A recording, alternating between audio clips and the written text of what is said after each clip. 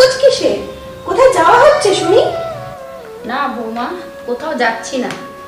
আসলে সকালবেলা স্নান করে পুজো দিতে দিতে দেরি হয়ে যায় তো, চুলটা আঁচড়ানোর সময় পাই না, তাই এখন চুলটা একটু আঁচড়ে নিচ্ছি। কিছু বলবে বৌমা? হ্যাঁ বলবোই তো। এখানে আপনি বসে বসে রূপচর্চা করছেন, আর ওদিকে আমি রান্নাঘরে আগুনের সামনে দাঁড়িয়ে দাঁড়িয়ে জ্বলে পুড়ে মরছি। না বৌমা, তুমি যাও, আমি একটু পরে গিয়ে বাকি কাজগুলো সব করে দিচ্ছি। হ্যাঁ আসুন, বাকি কাজগুলো করে আমাকে উদ্ধার করুন।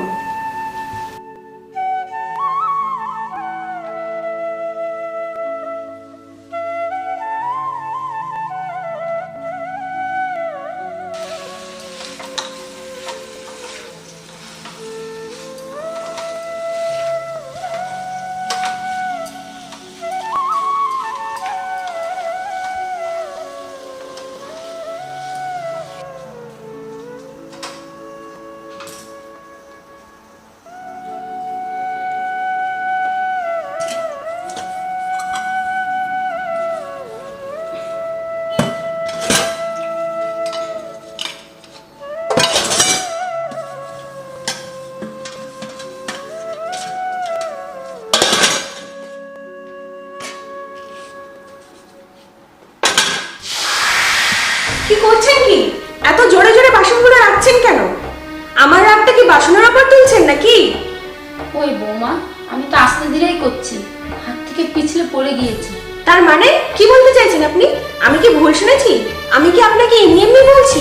বলছি বাসনগুলো ভেঙে গেলে তো আপনার ছেলের পকেট থেকে টাকাগুলো যাবে, সেদিকে কি আপনার বিন্দুমাত্র খেয়াল আছে?